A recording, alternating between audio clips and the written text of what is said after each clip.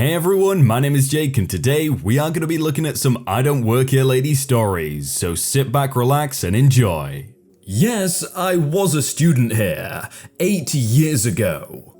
Background: my parents used to host foster kids until they could be placed with their adoptive parents. They did this from 2015 to 2019. This happened in 2018. This is about a particular kid we had, and I'll call her Annie for this story. Annie was 11 when this happened. Annie was a sweet girl who had just lost her parents, and my parents hosted her until her grandparents could adopt her. While my parents did host foster kids, I would often help out with taking them to school and doctor's appointments since I worked the evening shifts at my job. Annie ended up going to the same middle school that I did, and I know several of the teachers and office staff that still work there, and yes, this will be important. The cast: me, the teach, Annie, Mrs. G, godmama and secretary, Mrs. B, the principal. So, like I said, this happened in 2018. My foster sister, Annie, was in school, and it was around 10 in the morning when my mum got a call from the school that my sister had started her monthly. Oh boy, I grab lady things and some pain relievers to help with her stomach cramps. I go to school and see Mrs. G, the secretary and my godmother, who waves me through after I verified my identity. We have to do this for safety reasons. I go into the waiting area and sit there looking at my phone. Then I hear the dreaded, I look up to see this teacher looking at me with disgust. Oh boy. Can I help you? Why aren't you in your uniform? It's not a free dress day. I'm not a student here. I'm waiting for my sister to give her a change of clothes. Now, before the teacher could finish, Annie walks in with a look as embarrassed as heck. Hey Kitty, my nickname. Hey Munchkin, I brought some clean clothes for you, pads, and go ahead and take some pain reliever meds. Annie takes the bag and I give her a bottle of water so she can take the medicine. The teacher sees this and just freaks the freak out, accusing me of giving her drugs, which I mean I technically was, but it was just some Aleve. Ma'am, I told you, I am her older sister. I came to give her things for her stomach cramps. She started her period today. There is no way you are her older sister. I want to see ID. Annie tries to get a word in, but I just shove her bag of clothes and lady products so she doesn't have to stand in bloody clothes.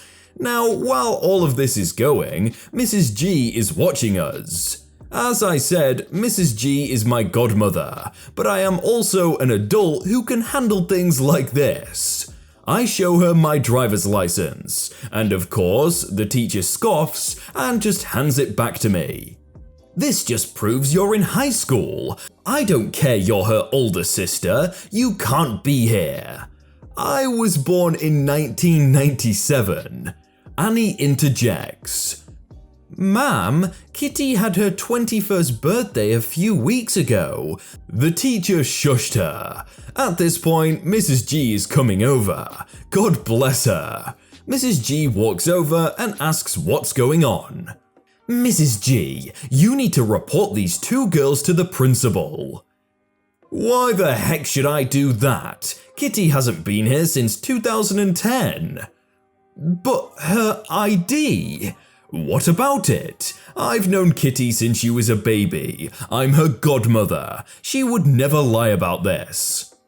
I can't believe you. We are taking this to the principal. At this point, I just wanted to get home, and poor Annie was just an anxious mess. Mrs. G told her to go into the bathroom and change and wait in the office while the adults settled the matter. Being polite, despite wanting to deck the teacher into the next year, I went into the office, where at once the principal, Mrs. B, immediately greeted me with a big hug and asked how my sister was. Bio sister went to the same middle school as me. I told her my sister is getting married soon. Then she gets right down to business. Susan. I don't know the actual teacher's name, so it's Susan. What's the problem? This student is lying and giving drugs to her sister. Mrs. B just started to laugh. It was the first time since I had seen her that she actually laughed. When I was in middle school, I never once saw her smile or laugh. Lord, Susan, are you that dumb? Why the heck did I even hire you? Lord almighty, Kitty is 21 for God's sake, Susan. Why the heck would you think she is in high school, much less middle school? Go back to your class and let me reconsider hiring you. After that, the teacher, Susan, huffed off. Mrs. G, Mrs. B and I had a good laugh. This was pretty common for me since I have a baby face, but most of the time it ends in awkward apologies. I've never had this happen to me, but it was nice to have someone back me up. I leave the principal's office and tell Annie to have a good rest of the day, and I'll see her that afternoon. Am I missing something here? Didn't she say, "Oh, can I see your ID?" and then she still presumed she was in high school? But surely she would have seen she was 21, right? Or does her ID not have her age on it? What? Nobody dresses like that for fun. This didn't happen to me, but to one of my ASMs, assistant store manager. The thing about my assistant store manager, who I'll call Kay, is that she's really into Christmas. Ugly sweaters, goofy earrings, reindeer antlers, the whole 9 yards. On Christmas Eve, Kay made a quick trip to another store in our mall during her lunch break to grab some nice gloves for her grandfather. While she was down there, a customer stopped her and demanded to know where something was. Kay, of course, apologized and said she didn't work there. The lady was furious, of course, refused to believe her, demanded to see her manager, typical Karen BS. The actual store manager shows up, says, "I have no idea who this is." Kay says, "See?" and the lady again refuses to believe her. She then informs Kay that she knows she works there, because nobody dresses like that for fun. Kay, wearing her favorite dinosaur ugly Christmas sweater, reindeer antlers, and Santa hat earrings, is understandably insulted, but we only get 30 minutes for our lunch breaks, and she still needs to eat. So she uses the distraction provided by the poor store manager to pay for her gloves and book it back to our store. That Karen's words have now become one of our store's memes. That sounds like a great reason to have an hour for lunch instead of 30 minutes, just so she could, talk to this Karen, give a little sense to her. Lady thinks I'm room service and won't let me pass until I give her my food. Backstory. In the winter of 2017, my family went on a huge road trip from where we lived in Northern California all the way to Arizona and Nevada.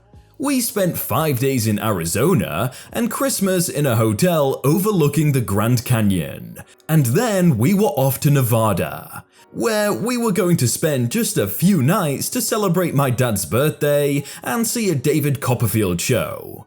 We ate dinner at an adjoining restaurant called the Wolfgang Puck, and then my parents left my sister and I, 14 and 16 at the time, to go to their hotel room alone so long as we got them some dessert and were back to our room within the hour.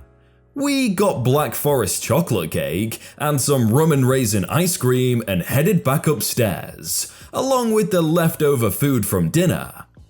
When we reached the 8th floor, we stepped out and began walking to our room, down the hall and to the right.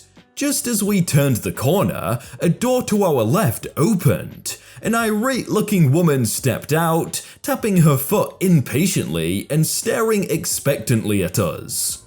"Oh, finally! It should not take you over an hour to deliver some goddamn cake." What do you...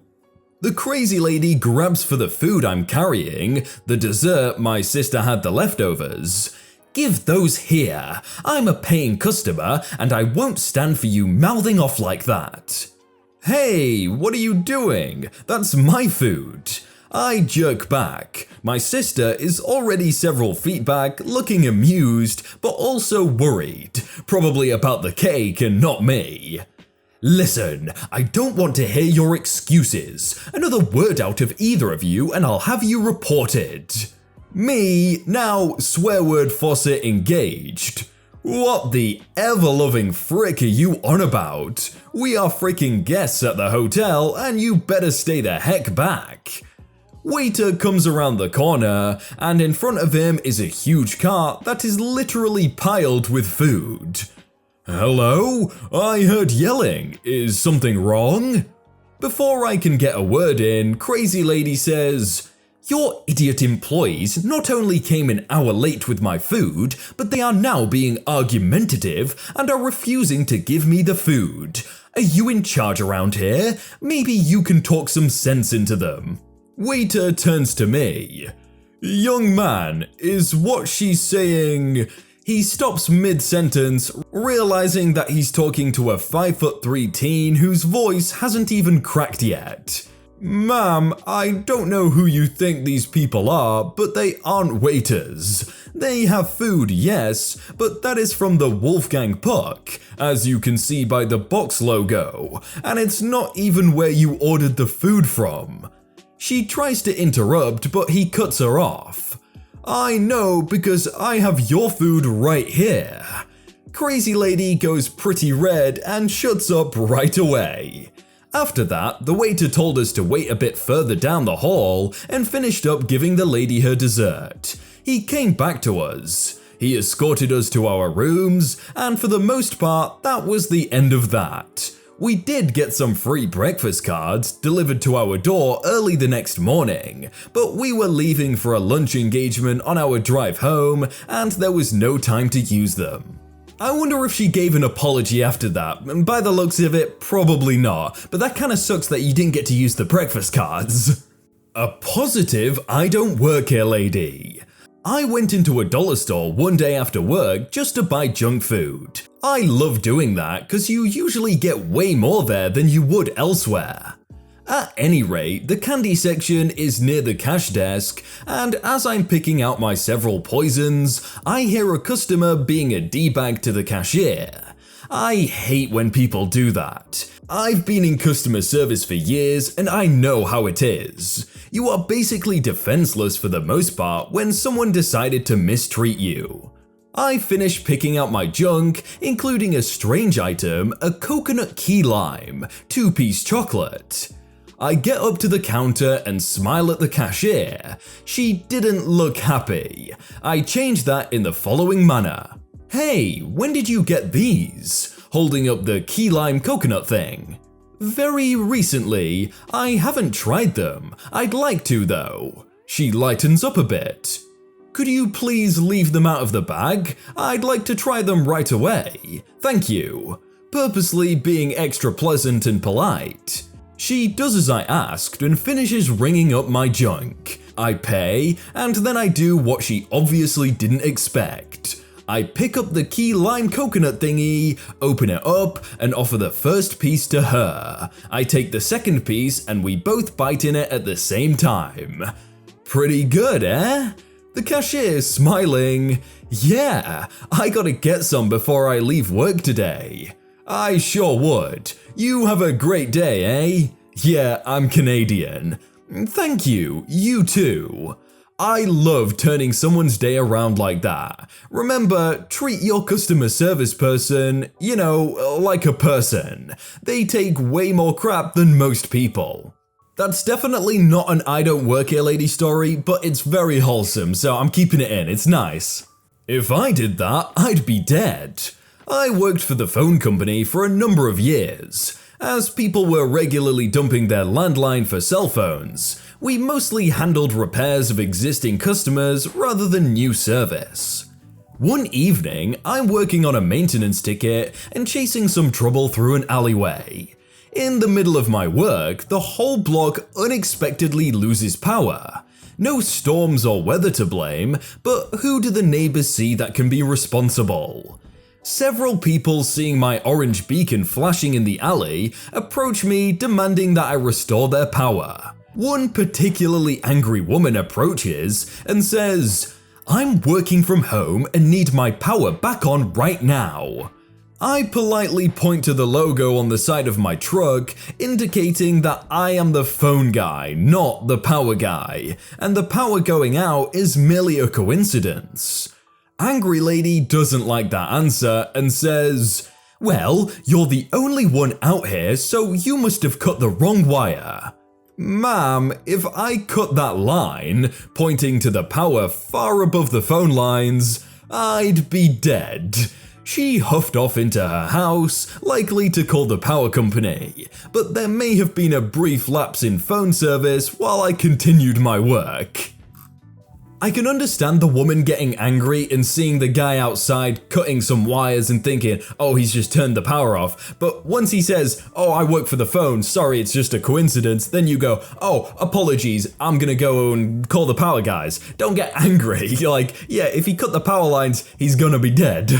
Hey everyone, I hope you're all having a really good day and that you enjoyed that video. If you want to see more videos like it, then click on screen right now. And if you never want to miss out on a video, then hit subscribe. But I will see you all very soon.